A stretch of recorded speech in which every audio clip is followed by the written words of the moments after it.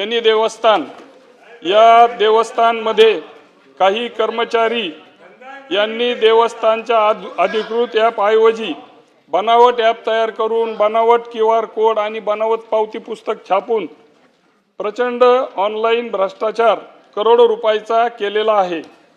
सकृत दर्शनी यातील एका ॲपचे 2 लाखाच्या वर भाविक त्याचे सदस्य आहेत आणि 1800 रुपये प्रति भाविक असा याचा प्राथमिक खर्च आहे।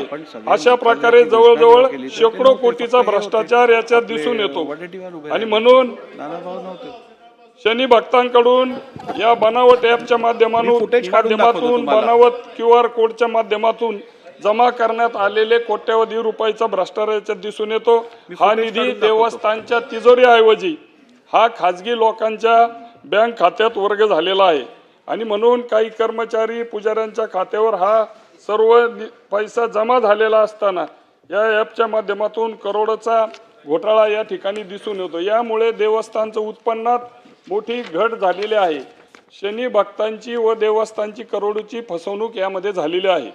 सकृत दर्शनी मोठा भ्रष्टाचार झालेला दिसतो। तसेच ऑनलाईन पूजेच्या नावाखाली शनी भक्तांची मोठी लूट या कर्मचाऱ्यांनी आणि पुजाऱ्यांनी केलेली आहे। सदरची रक्कम ही शेकडो कोटीच्या वर आहे आणि म्हणून ही गंभीर बाब असून अशा ॲपसाठी आपल्याला धर्मदाय आयुक्त कार्यालयाकडून परवानगी घेणं क्रमप्राप्त आहे। तसंच विश्वस्त मंडळाचं त्या ठिकाणी ठराव घेणं आवश्यक आहे, परंतु अशा प्रकारचा कुठलाही ठराव घेण्यात आलेला नाही। याविषयी शनी भक्तांनी देवस्थान प्रशासन व पोलीस अध्यक्ष वाचून दाखवू नका, तुम्ही प्रश्न विचारा। अहिल्यानगर यांच्याकडे वेळोवेळी तक्रारी केलेल्या आहे। अध्यक्ष महोदय, शनी देवस्थान हे एकमेव भारतामध्ये असं गाव आहे की त्या गावातल्या कुठल्याही घराला दरवाजा नाही आणि अशा देवस्थानमध्ये बनावट ॲप, बनावट QR कोड आणि बनावट पावत्या छापून करोडो रुपयाचा घोटाळा त्या ठिकाणी झालेला आहे। अध्यक्ष महोदय, हे जागतिक दर्जाचं असलेलं देवस्थान वेळोवेळी अनेक तक्रारी वेगवेगळ्या संघटनांनी उपोषणं आंदोलनं यामध्ये केलेली आहेत।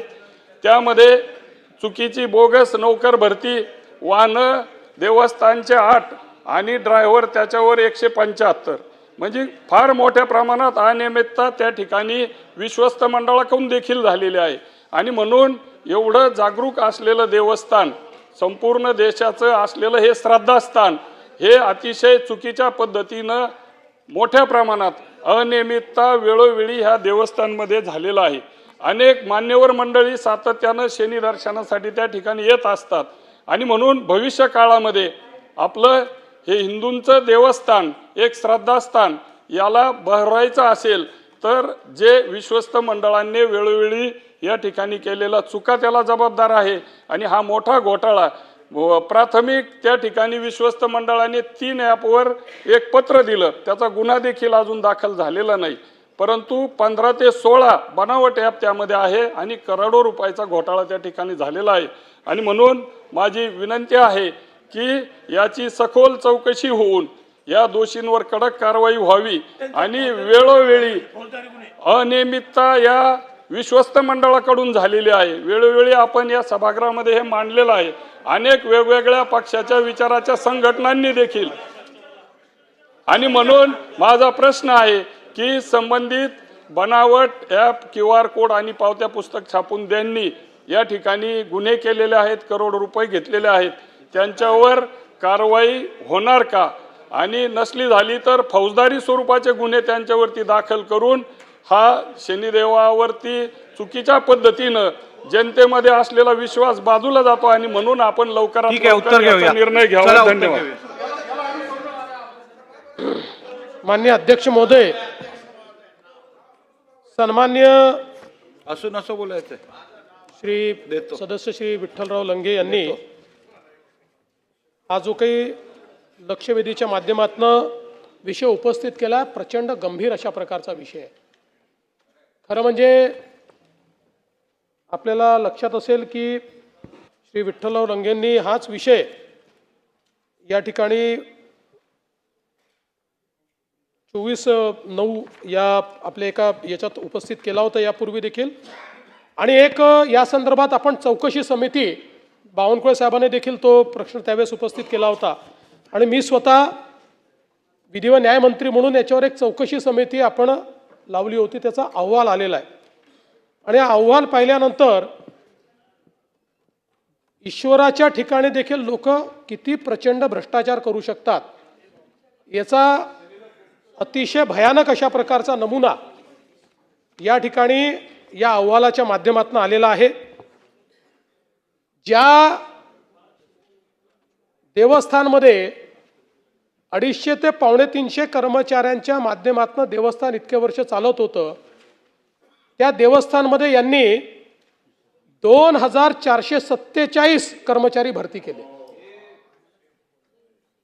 आणि सगळे बोगस. देवस्थानच्या रुग्णालयामध्ये 327 कर्मचारी कार्यरत असल्याचं दाखवलं आणि तपासणी केली तर रुग्णालयात एकही रुग्ण नव्हता. 15 खाटा, 80 वैद्यकीय आणि 247 अकुशल कर्मचारी असं या ठिकाणी दाखवलं. या ठिकाणी केवळ 4 डॉक्टर आणि 9 कर्मचारी हजर होते. या ठिकाणी रुग्णालयामध्ये कोणची मोठी बाग आढळून आली नाही, पण नसलेल्या बागेकरता देखरेखीकरता 80 कर्मचारी दाखवण्यात आले आणि एकूण असे 327 ज्यांना काही कामच नाही, ज्यांचं काही अस्तित्व नाही, असे 327 कर्मचारी दाखवण्यात आले. आता भक्त निवास जो आहे त्यामध्ये 109 खोल्या आहेत आणि या 109 खोल्याकरता 200 कर्मचारी कार्यरत आहे असं दाखवण्यात आलं आणि प्रत्यक्षात तिथे कोणीही आढळून आलं नाही. काही 2-4-10 कर्मचारी आढळले असतील. त्यासोबत देणगी स्वीकारण्याकरता 8 आणि तेल विक्रीकरता 4 असे 12 काउंटर आहेत. या 12 काउंटरवर 2 कर्मचारी केवळ काम करताना आढळतात. म्हणजे जर 3 शिफ्ट त्यांनी केल्या, 4 शिफ्टही केल्या तर 2चे 8 होतील. या ठिकाणी 352 कर्मचारी दाखवण्यात आले.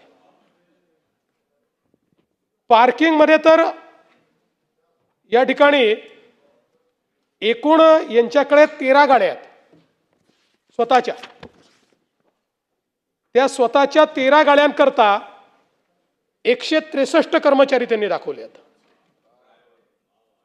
आणि प्रत्यक्षात 13 कर्मचारी त्या ठिकाणी आढळून आले. वृक्ष संवर्धन विभाग 83 कर्मचारी दाखवले, कार्यरत कोणी नाही. शेती विभागामध्ये एकूण 35 एकर ज्यांच्याकडे जमीन आहे 65 कर्मचारी त्या ठिकाणी त्यांनी दाखवले आहेत. पाणी पुरवठा विभागात 79 कर्मचारी त्या ठिकाणी दाखवलेले आहेत. गोशाळा विभागामध्ये 82 कर्मचारी दाखवलेले आहेत आणि त्यातले 26 कर्मचारी तर रात्री 1 वाजेपासून काम करतात असं दाखवलेलं आहे.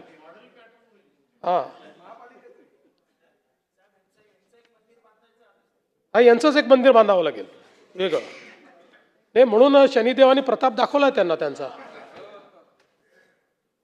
त्यानंतर पार्किंग परिसर म्हणजे पार्किंगचे कर्मचारी वेगळे झाले. आता पार्किंग परिसर स्वच्छ करण्याकरता 118 कर्मचारी दाखवले. सुरक्षा विभागात 315 कर्मचारी दाखवले. प्रसादालयामध्येही 97 कर्मचारी दाखवले, कुठेही ते दिसून आलेले नाहीत. वाहन विभागाचं मी मगाशी सांगितलं, हा तो वेगळा वाहन विभाग. आता हा जो यांचे 13 वाहन आहेत, यांच्या 13 वाहनांकरता 176 कर्मचारी दाखवले आहेत 13 वाहनांची पाहणी करण्याकरता. त्यानंतर विद्युत विभागात एकच युनिट आहे, त्या युनिट करता 200 कर्मचारी दाखवलेले आहेत आणि असे एकूण 2474 कर्मचारी कार्यरत असल्याचं दाखवलं आहे. परंतु यातला कोणाचाही मस्टर नाही, हजेरी पट नाही, कोणाची सही नाही, कोणाला हजेरी नाही. भरपूर खर्च आहे सांगतो तोही. जवळपास या ठिकाणी आपण जर बघितलं तर याचा पॅटर्न असा केला की कार्यकर्त्यांनाच खाती उघडायला लावली आणि आपल्या हे जे काही मंदिर आहे मंदिराच्या अकाउंटमधनं दर महिन्याला त्यांच्या अकाउंटला पैसे जातात परस्पर पगार म्हणून, आणि ते कुठेही अस्तित्वात नाही आहेत. खरं तर एकूण जुने कर्मचारी किती आहेत ज्याच्यावर इतके वर्ष मंदिर चाललं? 258.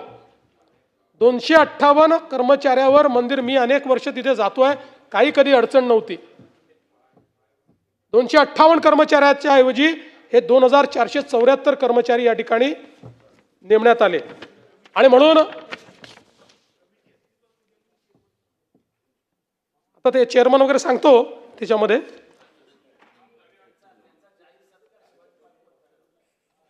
जाहीर सत्कार करू. पण या संदर्भात आता हा अहवाल राज्याच्या लॉ अँड ज्युडिशरी विभागाकडे आलेला आहे. या संदर्भात त्या कमिटीच्या संदर्भातली अंतिम सुनावणी ही चॅरिटी कमिशनर या ठिकाणी घेत आहेत. त्यामुळे त्यांच्या नियमानुसार ते योग्य कारवाई त्याच्यावर करतील. पण लॉ अँड ज्युडिशरीला मी या ठिकाणी असे आदेश दिले आहेत की यांच्यावर FIR दाखल करा आणि पोलिसांना सांगितलेलं आहे की बाहेरची टीम पाठवून या ठिकाणी याची पूर्ण चौकशी करा.